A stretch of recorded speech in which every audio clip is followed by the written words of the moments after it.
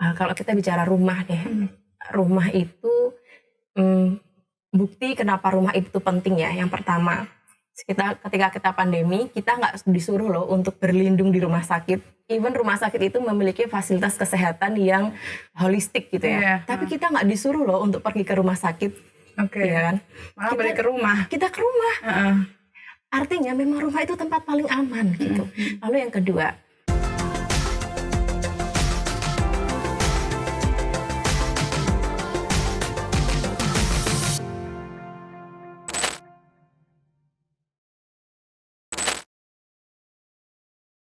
Halo, Assalamualaikum warahmatullahi wabarakatuh. Sahabat Tutur Mama semuanya, kembali lagi bersama saya Ariandani di acara podcast Tutur Mama, di mana podcast ini dipersembahkan oleh Susu Kambing Etawa Daimix, susu kesehatan untuk keluarga tercinta. Seperti biasa, saya tidak sendirian, sudah ada yang akan menemani saya dan akan berbincang-bincang dengan topik yang luar biasa. Siapakah beliau? Sudah ada di depan saya, Mbak Aya.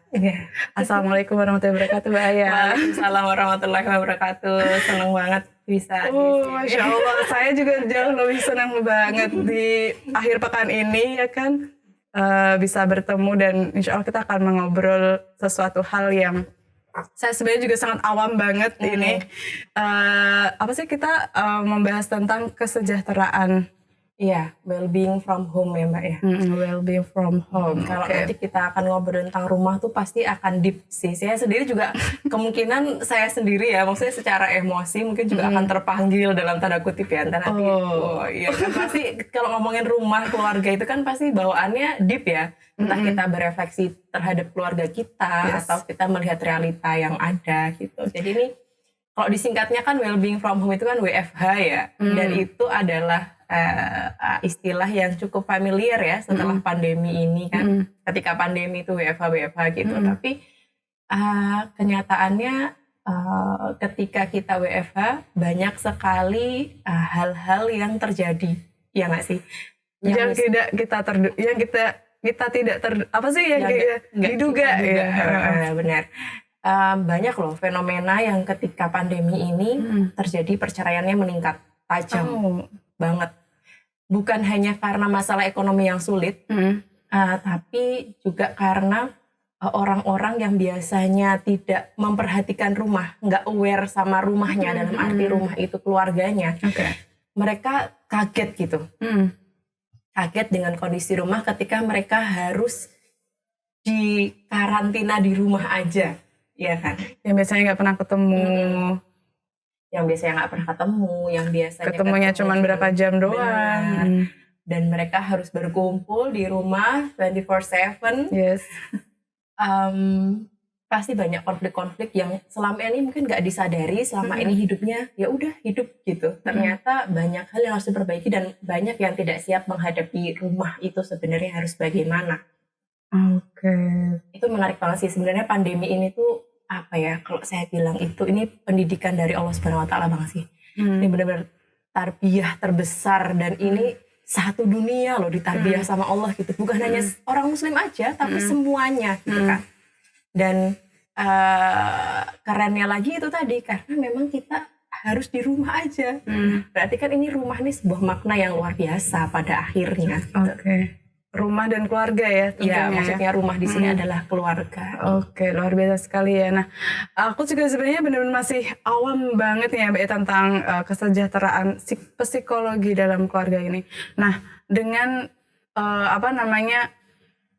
pandemi, alhamdulillah ini udah mulai pulih kembali gitu ya, aktivitas sudah mulai berjalan lagi gitu. Memang problem apa sih yang banyak ditemui dalam rumah tangga? Sehingga mereka tuh sadar ternyata selama ini saya menumpuk masalah-masalah ini gitu. Kayak gitu. Kita mulai dari permasalahan terbesarnya seseorang.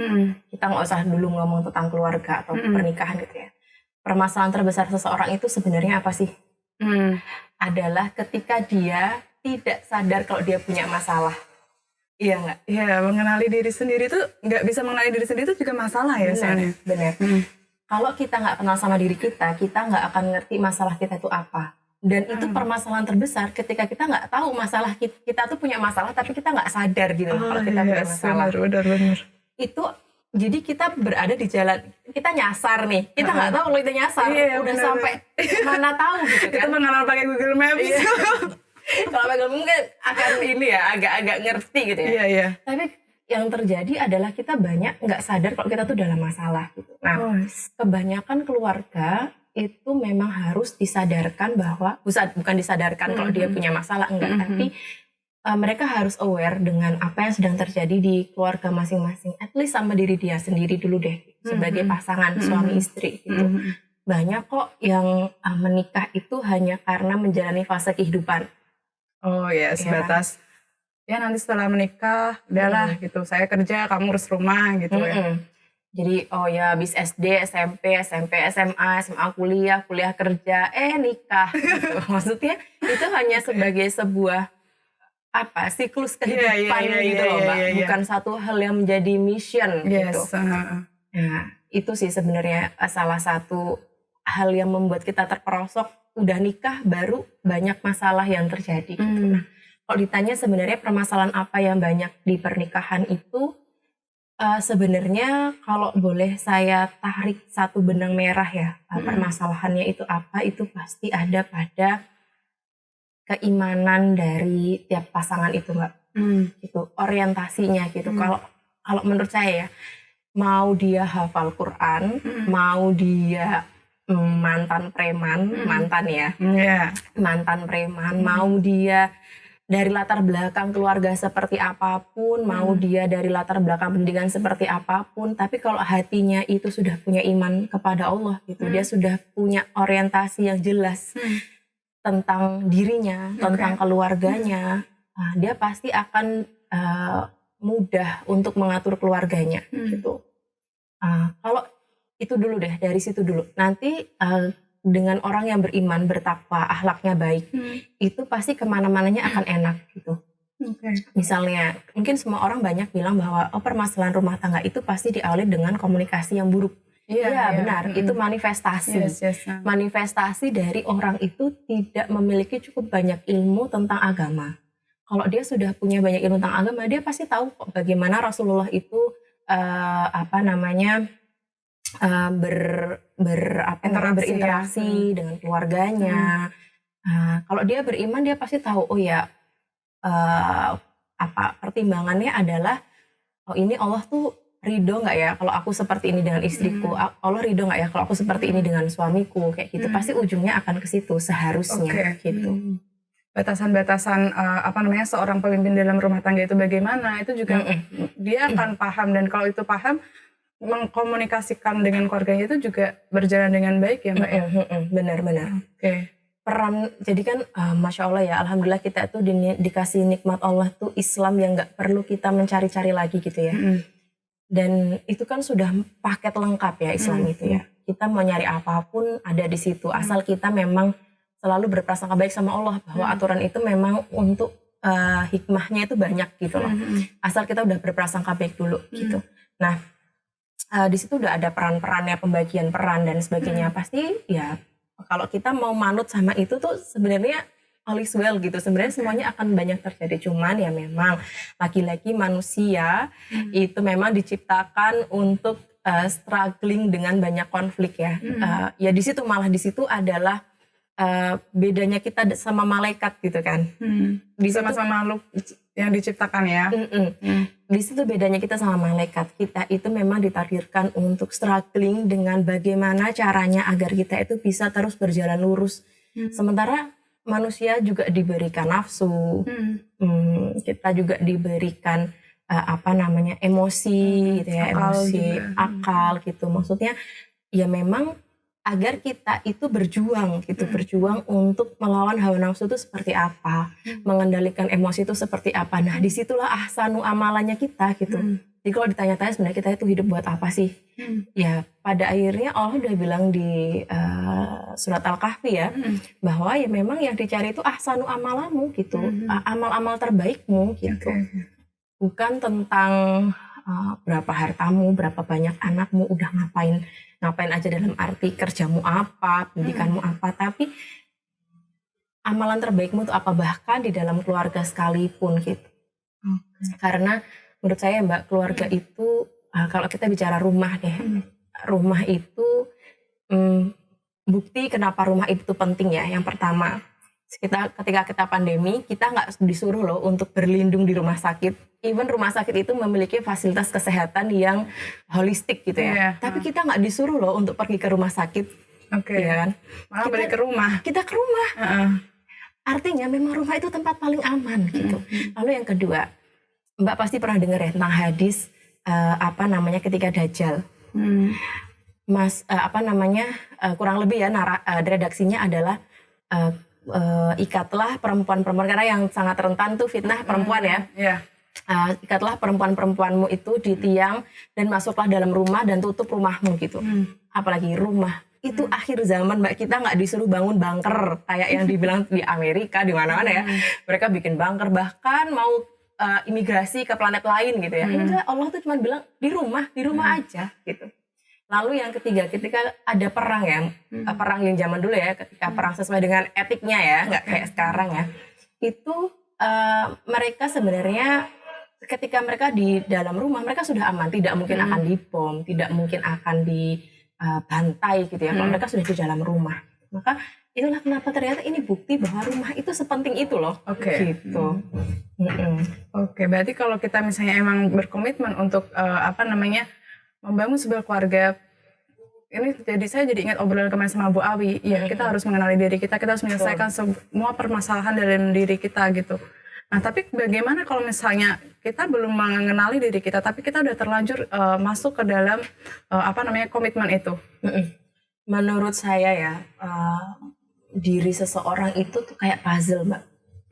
Kayak menurut saya ya, orang itu tidak akan pernah dikatakan selesai sampai akhir hayatnya itu seperti apa.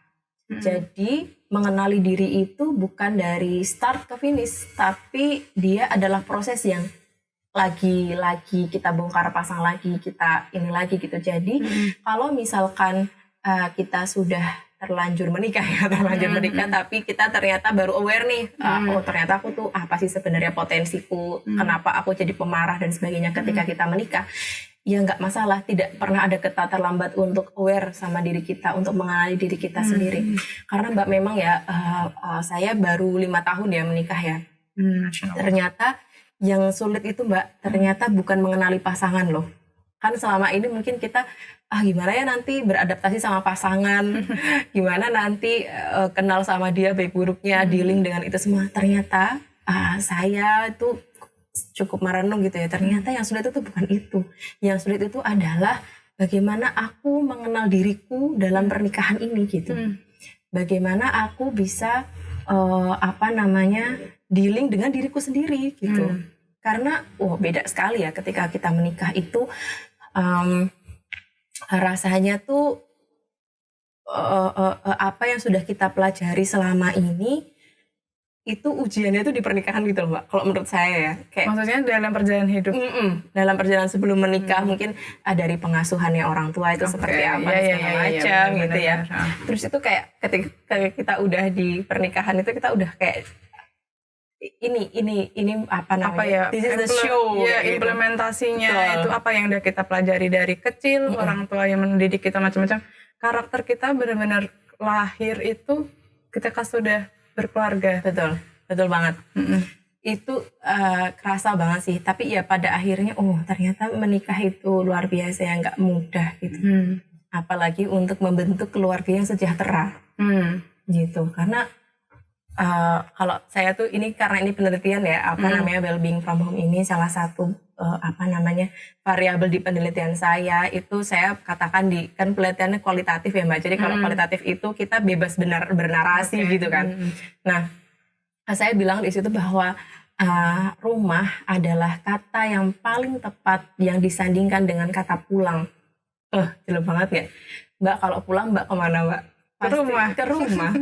Walaupun kita mikir ke kosan itu nggak kerasa pulang nggak sih Mbak? Pasti akan rasanya ya pulang itu ke rumah. Sampai ada istilah homesick kan? Iya benar.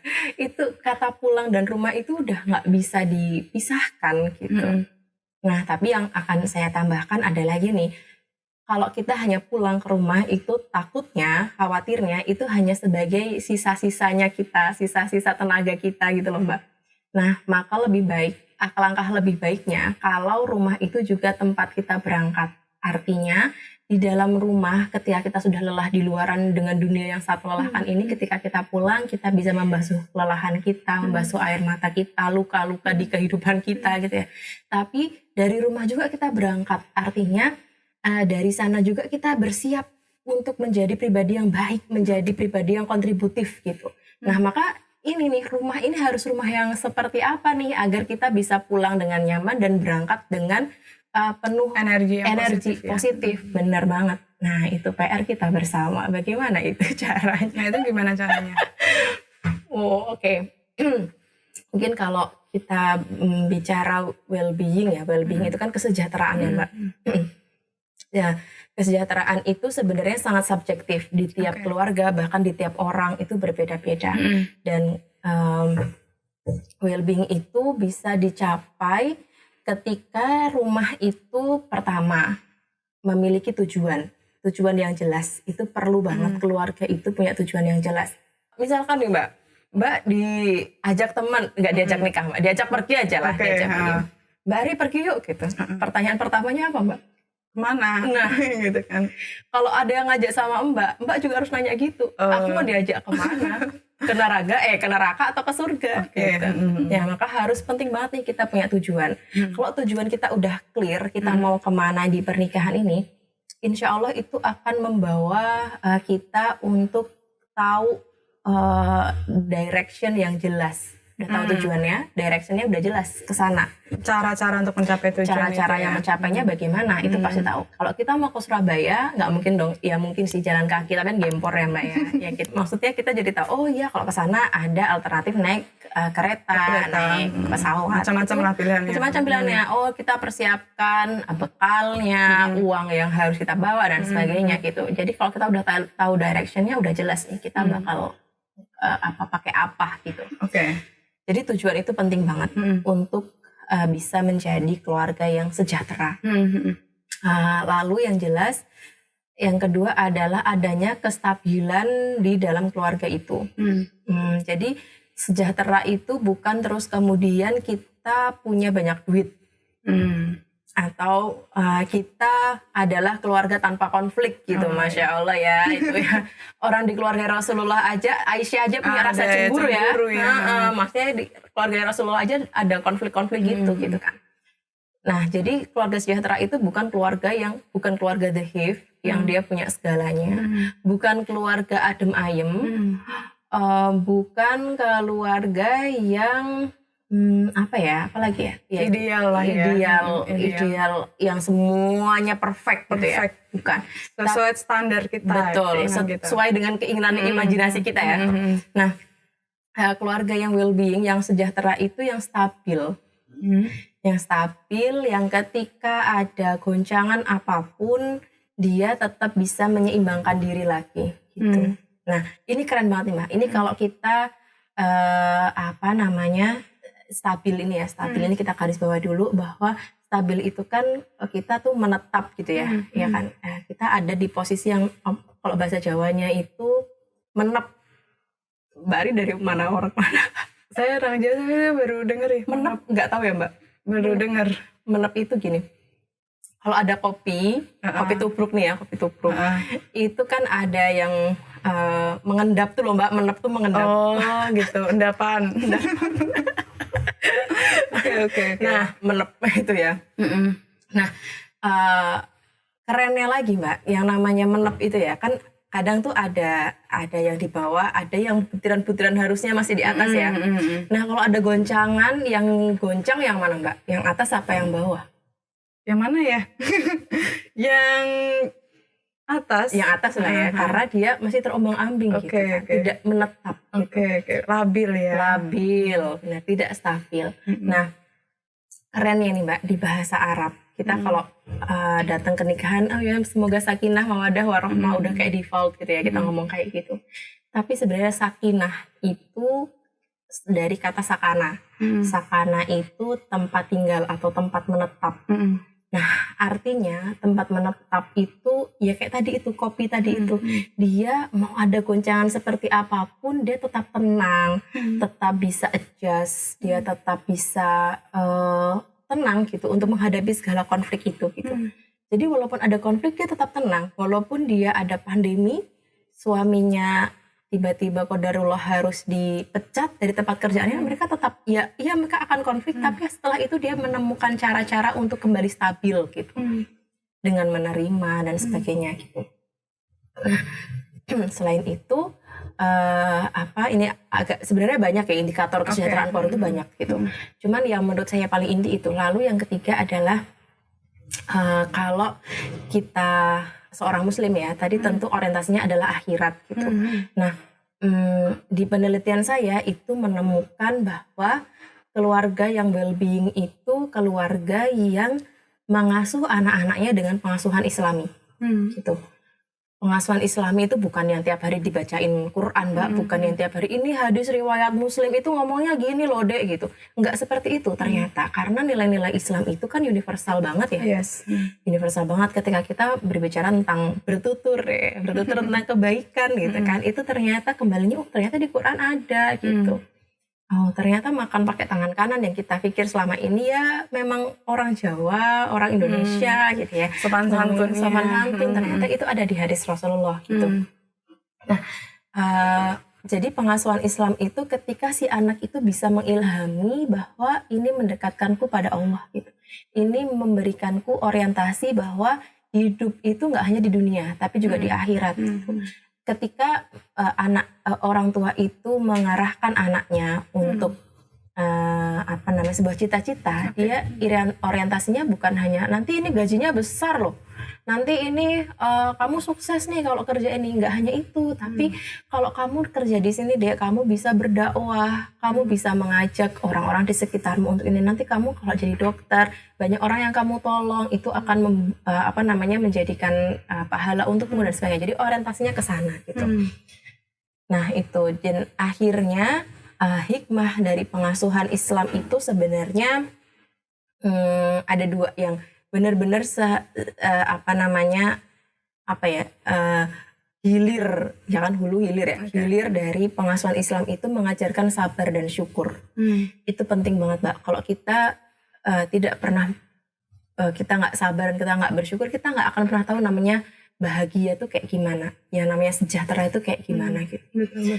Mungkin secara teori ekonomi gitu ya, bahwa tukang beca itu berada di bawah garis kesejahteraan gitu ya. Tapi kalau kita bertanya sama beliau hatinya tenang untuk menjalani kehidupannya, beliau bisa mensyukuri apa yang beliau punya, ya mereka sebenarnya sudah sejahtera gitu. Jadi sejahtera itu sangat subjektif gitu, tidak bisa dikatakan harus yang demikian gitu. Sebenarnya tidak seperti itu. Dan kalau kita lihat keluarga itu, Mbak, di keluarga itu sistem ya. Jadi teori tentang melihat keluarga tuh banyak gitu. Ada teori macam-macam. Ada yang saya imani, yang saya sepakati itu adalah teori keluarga sebagai sistem. Jadi sistem itu kan terstruktur, terus kemudian saling resiprokal ya, maksudnya saling timbal balik gitu. Nah, kayak misalkan gear gitu, gear jam analog ya. Kan ada beberapa gear gitu ya, ada beberapa gerigi-geriginya itu. Kalau satu mati, yang lain bisa muter nggak, Mbak? Enggak dong ya. Nah itu, jadi keluarga itu seperti sistem. Ada subsistem dalam keluarga itu. Ada subsistem parental, orang tua ya, suami istri, ayah dan ibu. Kemudian ada subsistem marital itu bagaimana si istri dan suaminya. Kemudian sibling. Jadi sibling itu saudara dengan saudara. Kalau parental tadi, mohon maaf salah saya, ibu kepada anaknya atau jadi orang tua kepada anaknya gitu ya, parental. Nah, kalau ada satu subsistem yang nggak jalan, Mbak, yang dua ini nggak akan pernah jalan. Basicnya banget adalah kalau di maritalnya ini tidak harmonis, kira-kira parentingnya bisa keren nggak, Mbak? Bisa nggak tuntas dong. Nggak tuntas ya, pasti akan ada masalah di parental ini. orang suami istrinya aja nggak kompak, gimana mau kompak benar, mengasuh anak gitu. Kalau pengasuhannya ini nggak benar, kira-kira antar saudara ini bakalan berantem atau enggak gitu ya? Gimana Im? Berantem. Iya benar banget. Ya itu. Karena mereka itu sistem gitu, sistem yang saling berkaitan gitu. Jadi kalau orang tuanya nggak kompak, gimana cara mengasuh? Ini bapaknya ingin dia di akpol misalkan, ibunya pengen di pesantren, wah itu gimana tuh nanti ini sendiri gitu kan. Anaknya jadi bingung, terus ketika dia bingung, dia akhirnya aku value yang mana yang aku pakai gitu kan. Pada akhirnya kayak gitu, dia akan nanti berimbasnya kemana-mana lah gitu. Nah, jadi ngomongin apa sampai situ? Hubungan ya. Hubungan. Jadi apa namanya? Ya itu pada akhirnya memang semuanya ini harus bersinergi dan memang kuncinya ada di orang tua, Mbak. Ada di hubungan suami istri dulu. Dan orang tua itu menjadi kontrol dari semua sistem itu. Jadi fungsi keluarga itu ada dua, kontrol dan support. Jadi ya mengontrol ya mensupport gitu. Jadi apa namanya? Dia tidak serta-merta selalu kontrol, itu kan bukan tidak membolehkan semuanya ya, enggak gitu. Tapi dia memberikan batasan yang jelas, mana yang boleh dan tidak boleh. Dia memberikan arahan yang jelas gitu. Nah, arahan dan batasan ini kan kalau zaman sekarang itu subjektif lah gitu. Yes. Tapi sebagai seorang muslim seharusnya kita sudah clear dengan masalah benar dan salah.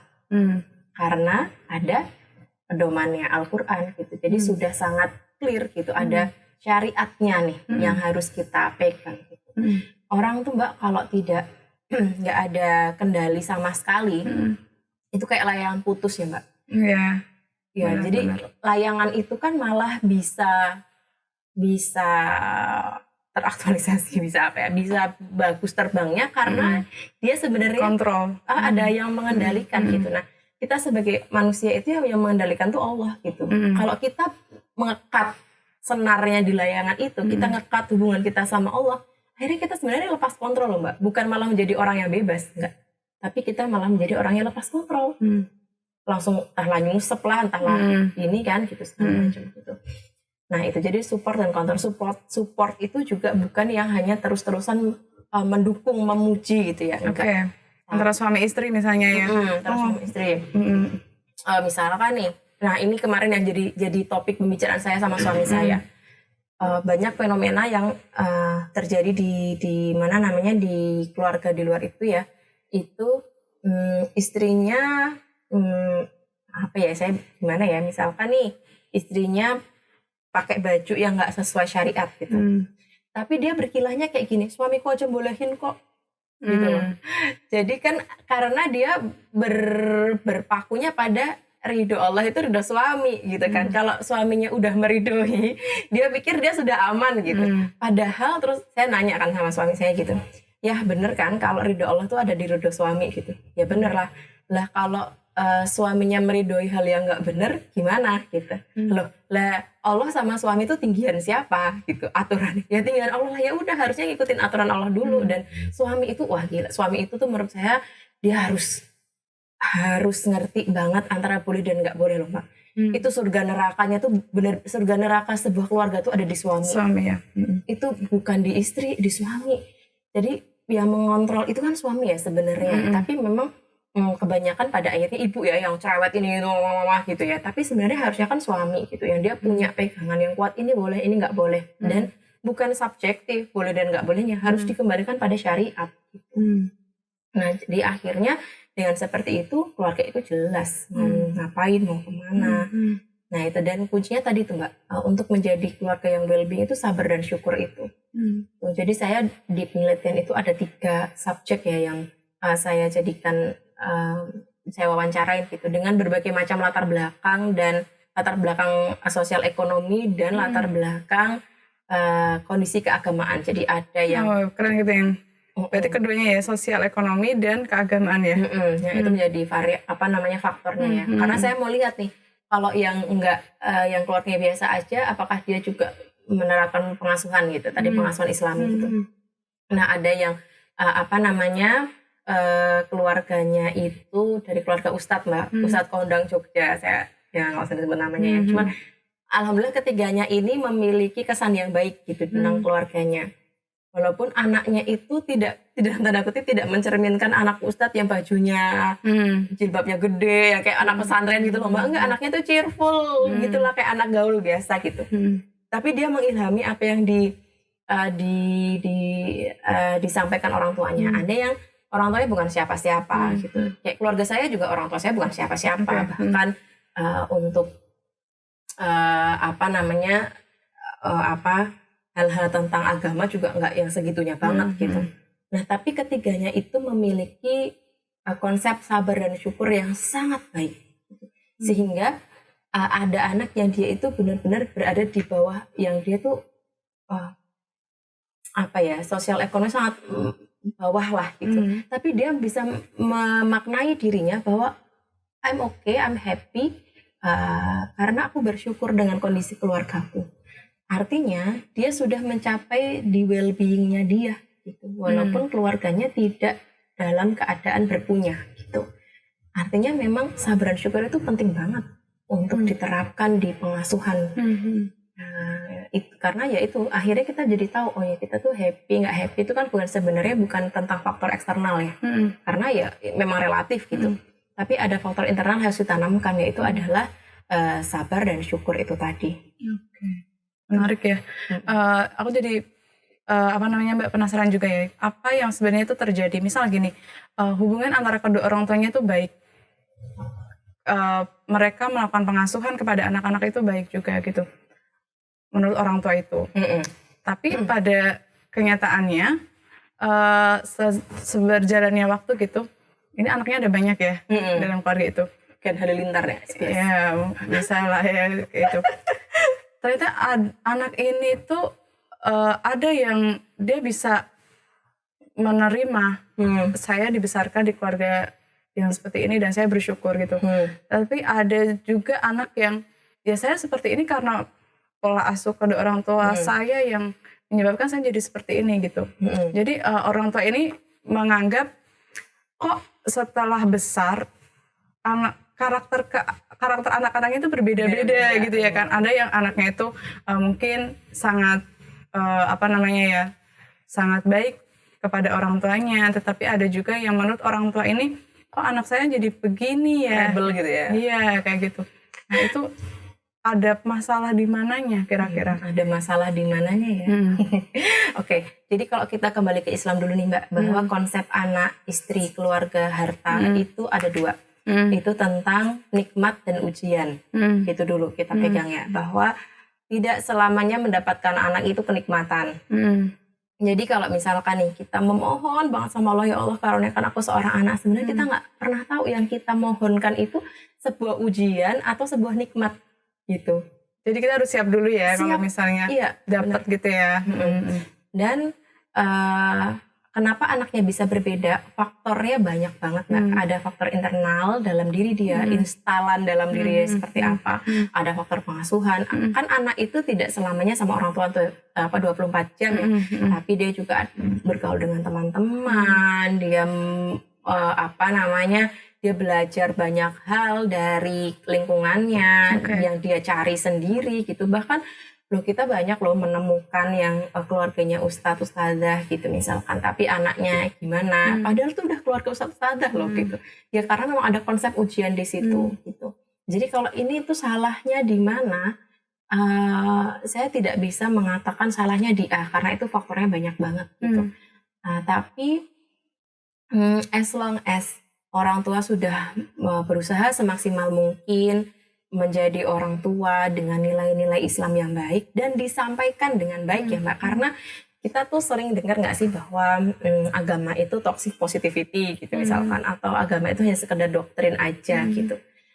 Ya mungkin bukan tentang agamanya yang salah, tapi dari mana kita mendapatkan value itu atau bagaimana value itu disampaikan gitu.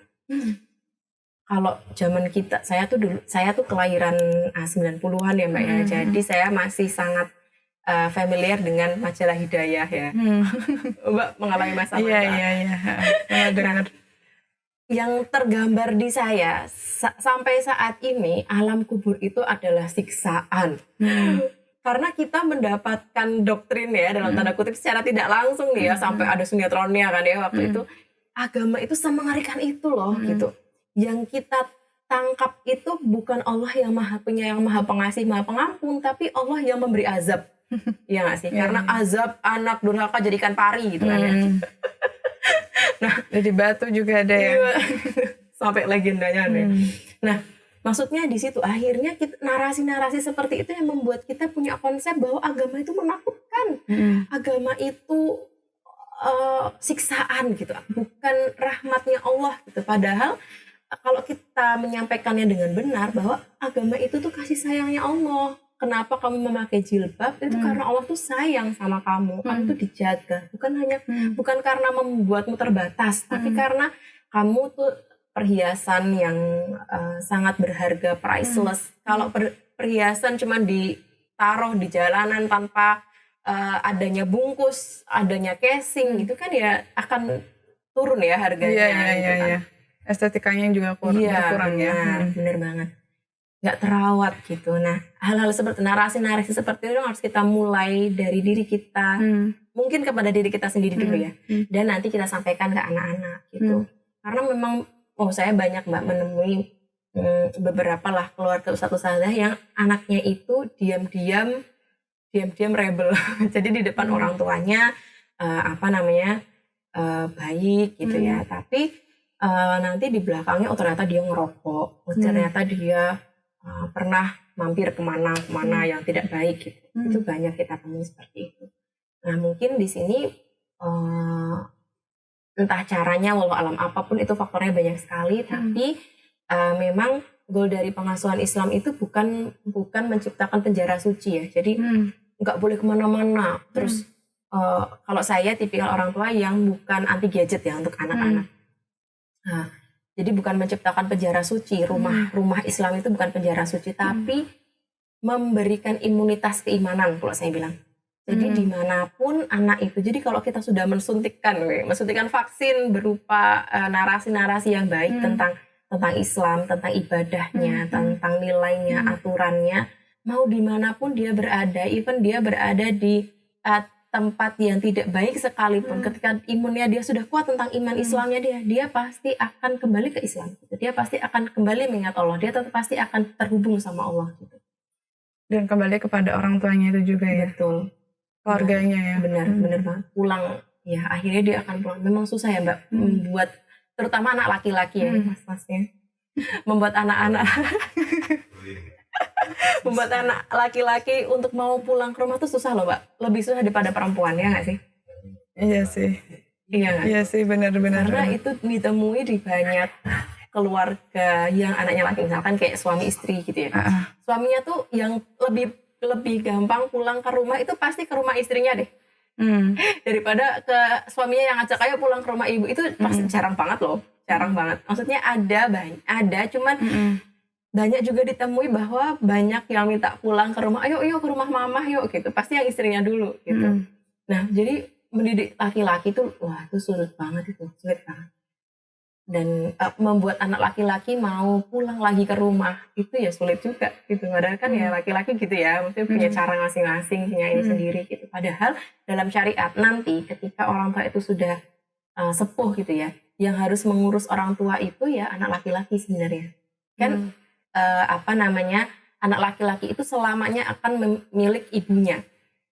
Ya kan, selain dia punya istrinya, dia juga punya ibunya. Jadi ibunya minta pulang, Mas ibu beli pulang gitu. Harusnya dia pulang gitu. Harusnya dia langsung pulang saat itu juga. Dan sebenarnya istri yang baik ya yang seperti itu, yang ketika ini kok udah lama nggak pulang ke rumah ibunya gitu, dia duluan seharusnya yang ngajak ayo pulang ke rumah ibu gitu. Misalkan kamu udah lama loh nggak pulang ke rumah ibumu gitu, misalnya istrinya yang mendukung di situ gitu. Karena memang kadang laki-laki suka lupa ya hal seperti itu gitu. Dan pentingnya saling mengingatkan itu ya. Ini jadi kemana-mana ya Mbak ya? Iya, tapi seru sih. Iya, benar-benar lebih menyenangkan nih ngobrol tentang ini. Karena kesejahteraan di keluarga itu awalnya juga keren banget ya. Maksudnya dari dasarnya aja tuh udah yang luar biasa sekali gitu. Kamu nggak akan bisa mencapai kebahagiaan kamu kalau kamu pertama tadi kita nggak kenalin diri kita. kita nggak punya kalau kita muslim nih ya, kita tidak punya keimanan yang kuat gitu. Benar. Jadi well-being from home itu bagaimana menciptakan keluarga yang sejahtera itu dimulai banget dari diri sendiri yang pertama, lalu kemudian dimulai dari bagaimana kita memilih pasangan. Nah itu dulu. Kalau kita masih teman-teman banyak yang jomblo gitu ya, belum terlambat untuk itu. Kalaupun nanti sudah menikah ternyata ternyata begini suamiku. Ternyata ada fase loh setelah menikah tuh ternyata itu pasti ada Mbak, itu pasti ada. Dan itu kayak mengenali diri dan mengenal pasangan itu long life learning ya kayaknya tuh pasti akan ada kejutan-kejutan karena pun setiap orang kan pasti berubah ya di fase kehidupannya. Nanti kalau lansia mungkin kemarin sama Pak Bagus ya itu karakternya udah berbeda lagi. Piye kinjeratan di pasanganku yang wis lansia sama-sama lansia menghadapi lansia itu berat loh gitu. Akan kembali lagi gitu. Dan setelah kita di fase tersebut kita bisa membawa anak-anak ini gimana nih, kita mau melakukan pengasuhan seperti apa kayak gitu kan. Karena dengan pengasuhan yang sudah kita lakukan ke anak-anak kita itu juga akan berdampak ke nanti mereka dewasa dan menghadapi dunia setelahnya. Kan kita nggak berselamanya akan membersamai anak-anak. Benar banget gitu. Jadi anak-anak itu paham kebahagiaan kayak gimana sih ya yang yang bisa kamu raih gitu. Apakah dengan berprestasi sehingga orang tua menuntut kamu nih harus nilainya gitu. Itu enggak juga ya kan, ada faktor-faktor lain yang itu bisa membawa kehidupan kita menjadi kehidupan yang bahagia, terus bisa menuai kebermanfaatan jauh lebih banyak lagi. Intinya dia bisa menghadapi kehidupan yang jauh lebih baik. Dan tentunya itu lebih ke ini ya, penekanan kecerdasan secara emosional dan keagamaan gitu loh. Benar, spiritual. Iya, spiritual gitu ya. Ini faktornya. Iya, benar banget Mbak. Dan ya gitu, nanti anak-anak yang sudah tahu arahan dari orang tuanya bahwa orientasi kamu akhirat, bukan hanya di dunia ini, sederhana Mbak, sederhana banget. Dia tidak akan mencontek, dia tidak akan berbohong, dia tidak akan tuh bukan berarti terus kemudian segampang itu ya. Itu ada ikhtiar-ikhtiarnya tentu. Maksudnya dia akan ketika dia memilih sesuatu ya gitu, lagi-lagi dia kembalikan sama Allah. Allah ridho nggak ya kalau aku milih kuliah di sini gitu. Bukan hanya sekedar ini nanti kerjanya ini di sini, gajinya segini, nanti aku bisa apa gitu. Nah kan pun kalau dia memantapkan diri menjadi YouTuber, banyak banget Mbak. Saya dulu kan saya ngajar ya. Sekarang profesi itu udah luar biasa ya, nggak kayak kita dulu ya, dokter, guru gitu-gitu. Sekarang aku mau jadi YouTuber Miss. Waduh, gitu kan. TikTokers juga ada. Selebgram juga ada gitu. It's okay, fine. Tapi kamu ngapain dengan YouTube-mu itu, kamu ngapain dengan TikTok-mu itu, kamu ngapain dengan dengan kamu menjadi ustadz, kamu mau ngapain gitu? Kamu mau cari nama, kamu mau numpang tenar untuk jadi ustadz gitu. Kelihatannya mulia, tapi kalau orientasi dan niat kita salah ya zong gitu. Pada akhirnya ya wah ini apa nggak benar gitu. Pasti akan ada yang nggak benar di keluarga itu kalau orientasinya nggak benar. Dan satu lagi Mbak, ini mungkin kurang banyak disadari ya bahwa harta halal itu, Masya Allah, itu sangat berpengaruh. Mau bagaimanapun kita mendidik anak kita, kalau harta kita itu masih banyak yang syubhat gitu ya, masih banyak yang meragukan di hitam putih gitu ya, masih ada ribanya, makanannya juga nggak terjaga gitu, pasti akan ada kelihatan akhlaknya yang menyimpang gitu. Karena kita bisa ini sendiri ya, bahwa makanan itu ke tubuh kita, kemudian menjadi saripati dalam tubuh kita, terus kemudian menjadi darah kemudian menggubal menjadi hati yang menggerakkan kita dan sebagainya, sistem seperti itu gitu. Dan bagaimana kita mau menjadi pribadi yang solihah, yang berakhlak mulia, kalau makanan kita aja nggak terjaga gitu, halal dan thayyib gitu. Jadi harta halal itu luar biasa. Dan lagi-lagi siapa ini yang ini halal dan haram ini? Suami gitu, yang mencari nafkah gitu. Dan pasti istrinya juga harus mengontrol gitu. Tiba-tiba ada duit nih, wah ini dari mana? Jangan malah seneng gitu ya tiba-tiba biasanya gajinya 5 juta tiba-tiba dapat 25 juta. Waduh, ini dari mana gitu. Nggak hanya sih Senang boleh tapi harus mentabayunin ya. Ini dari mana? Dari mana nih? Langsung diinterogasi gitu ya. Jangan-jangan money laundry atau apa gitu kan, macam-macam. Oke, Gitu. menarik Jadi, sekali ya. kontrol itu penting banget sih. Gitu. Berarti untuk mencapai sebuah kesejahteraan di keluarga ya, jangan lupa untuk terus mengkontrol. Berarti saling mengingatkan ya. Saling mengingatkan. Tapi apa yang gimana ya? Banyak sekali saya menjumpai keluarga yang saya udah capek buat mengingatkan pasangan saya gitu. Sehingga akhirnya dia berada di fase diam dan terserah. Ada maupun nggak ada dia, bagi pasangan itu ya udah gitu. Jadi dia bahkan merasa kalau misalnya udah nggak ada pasangan saya itu, ya saya bisa kok mengurus rumah ini sendiri, saya bisa kok ini anak-anak saya gitu. Ini saya jadi mikir ini banyak hal banget. Kalau kita lihat si Fir'aun ya Mbak, istrinya itu kan sangat solihah banget sebenarnya.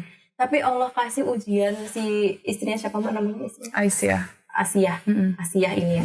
Si Asiyah ini dengan suami yang kayak gitu, luar biasa banget gitu. Bagaimana? Nggak hanya sekedar nggak sholat gitu ya. Mungkin kita melihat suami kita nggak sholat, nggak bangun subuh aja kita udah mesti piar di kopi ya keluarganya. Lah si Asia ini bahkan suaminya mengaku dirinya sebagai Tuhan gitulah kan, sangat amat menyimpang gitu ya. Sementara dia, tapi pada akhirnya yang saya ilhami gitu ya, dari situ yang saya hikmahi adalah orientasi dia bukan hanya tentang aku dan suamiku, tetapi aku dengan Allah. Pun dalam pernikahan yang keluarganya terlihatnya kedua orang tuanya baik-baik saja ya Mbak, itu nggak mungkin nggak ada konflik Mbak, nggak mungkin.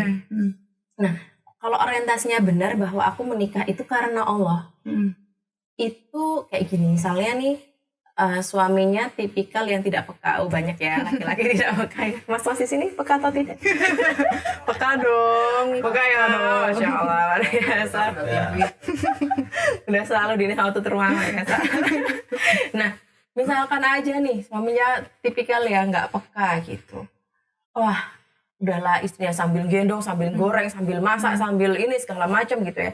Suaminya cuman main game gitu misalkan ya. Kalau si istri ini nggak ingat bahwa apa yang dia lakukan itu adalah jihadnya di rumah, bahwa itu adalah ibadah dia sama Allah, dia pasti ngerundel itu bojoku bener deh gitu. Tapi kadang juga nggak bisa kontrol itu. Nggak bisa Pak, beneran nggak bisa. Saya pun mengakui nggak bisa. Tapi memang harus diingat lagi. Makanya zikrullah itu kan utama banget ya. Karena mengingat Allah tuh nggak hanya sekedar la ilaha illallah, astagfirullah gitu. Tapi mengingat Allah di setiap keadaan. Pun di setiap seperti itu loh Mbak, itu namanya juga zikir gitu. Kita sedang mengingat bahwa oh iya kita ini lagi aku seperti ini bukan karena suamiku. Aku nyapu, aku ngurusin anak, aku ini bukan karena agar suamiku sayang gitu. Bahkan sampai di situ ya. Tapi ini memang karena agar Allah ridho sama aku. Orientasinya kayak ke situ. Karena sia-sia banget Mbak kalau kita hanya mengharapkan apresiasi dari suami gitu ya. Karena selama ini banyak kan ibu-ibu yang merasa stres gitu. Karena dia merasa nggak diapresiasi sama suami. Which is apresiasi itu penting ya untuk manusia ya. Benar. Penting dan boleh kita menerima apresiasi itu boleh. Tapi wait, kita mundur dulu. Apakah iya kita itu berdarah-darah, berletih-letih hanya untuk mendapatkan apresiasi manusia? Enggak. Jadi kalau kita punya orientasi yang benar, kita pasti akan orientasinya kita vertikalkan gitu ya. Ini karena Allah ridho sama aku, ya ini karena aku ingin Allah tuh tahu bahwa bagaimanapun suamiku mau lihat mau enggak jumpalitanku mengurus rumah, tapi Allah lihat. Cukup itu aja. Itu pasti akan mendapatkan kelegaan dari dia, pasti Allah menolong. Berdoa juga boleh, ya Allah mbok ya tolong terus suamiku tuh dibikin manusia yang peka gitu. Mbok ya tolong, itu kan ya boleh. Maksudnya karena hubungan suami istri, hubungan setiap orang ya, interaksi setiap orang tuh sebenarnya kayak segitiga ya Mbak ya. Laki-laki, perempuan, di atasnya ada Allah. Kalau mau ada apa-apa tentang suamimu atau tentang istrimu, ya mintanya sama Allah juga gitu. Bukan hanya sekedar dikomunikasikan. komunikasi itu kadang mental Mbak, beneran nih. Di some condition Bener. kadang itu mental karena orang tuh kayak udah punya polanya sendiri. Aku udah punya polaku sendiri kayak gini, kamu udah punya polaku sendiri. Kalau nggak ketemu ya bisa clash gitu. Tapi kalau Allah yang sudah kita minta, Allah kan yang punya hati, yang punya jiwa, yang punya ruh terhadap suami atau istri kita.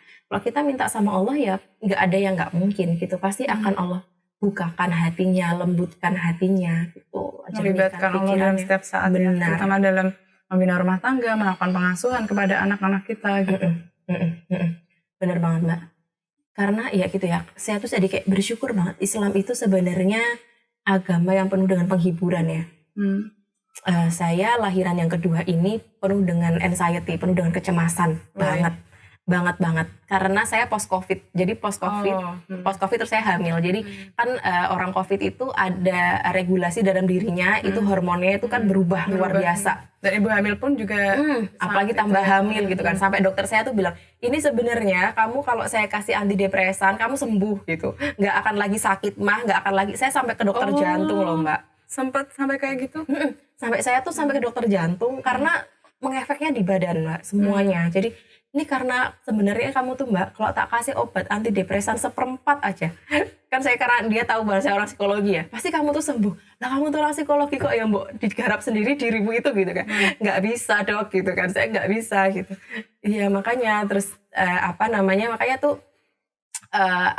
ya itu cemas luar biasa itu kan. Terus yang saya cemaskan waktu itu banyak ya, jadi tentang gimana kalau nanti aku mati lah sebagainya gitu kan. Terus itu kan ketakutan kayak gitu ya. Nah tapi terus saya kemudian kembali lagi ingat sama Allah gitu, yang sama Allah bahwa di Islam itu mengatakan bahwa kalau seorang ibu meninggal dia akan syahid gitu. Itu kan penghiburan banget Mbak, kita mati nggak sia-sia gitu.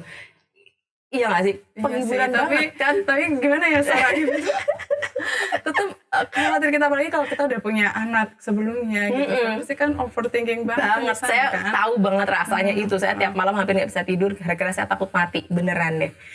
Itu tapi agama Islam tuh memberikan penghiburan gitu, bahwa sakitmu itu nggak sia-sia, bahwa kamu mati ketika kamu melahirkan itu juga kamu nggak sia-sia, kamu syahid gitu.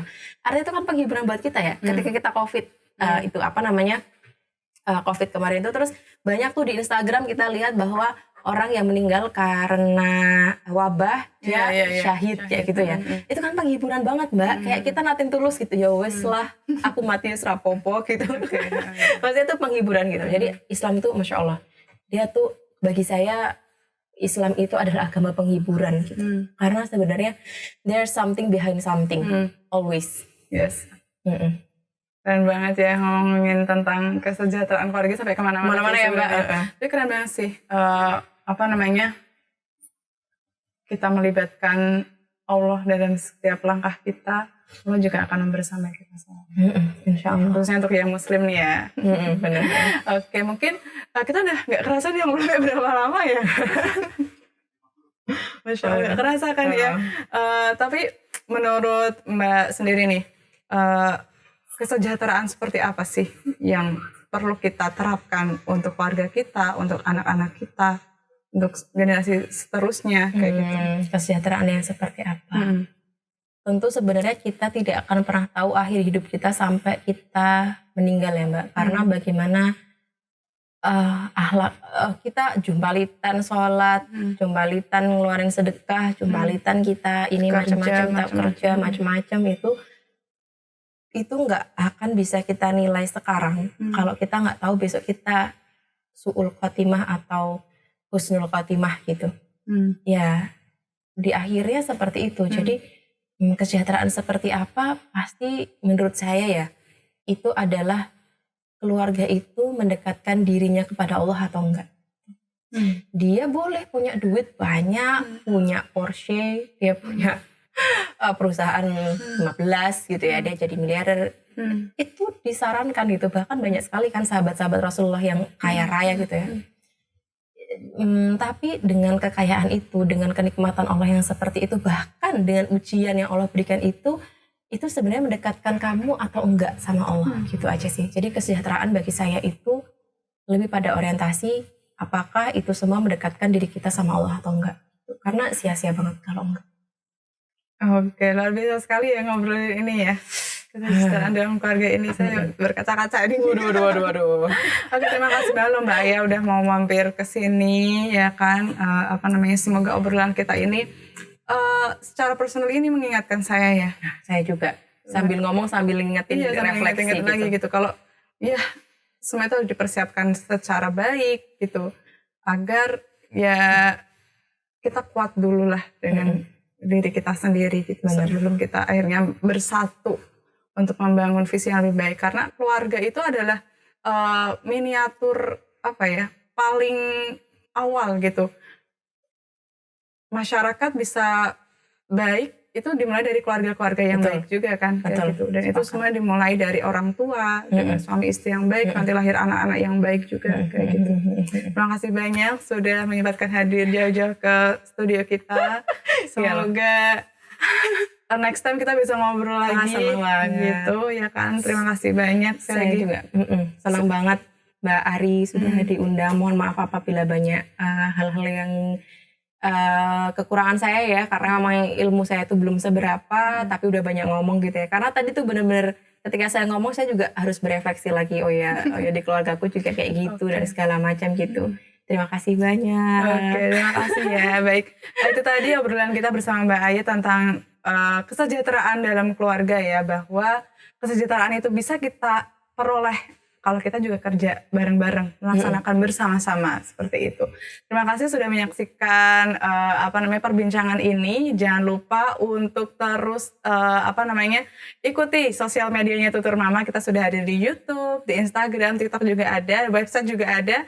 Dan tidak lupa juga untuk like, komen, dan subscribe YouTube kita ya, agar kita semakin semangat untuk memberikan karya dan edukasi yang lebih baik lagi. Dan tidak lupa juga acara ini disupport sepenuhnya oleh Susu Kambing Etawa Dainik, susu kesehatan yang baik sekali untuk keluarga, dan juga ada Gizi Diet, madu ikan sidat, madu untuk mengatasi si kecil yang susah makan, dan juga ada suplemen Melvit yang membantu untuk menjaga kesehatan dan imunitas keluarga tercinta.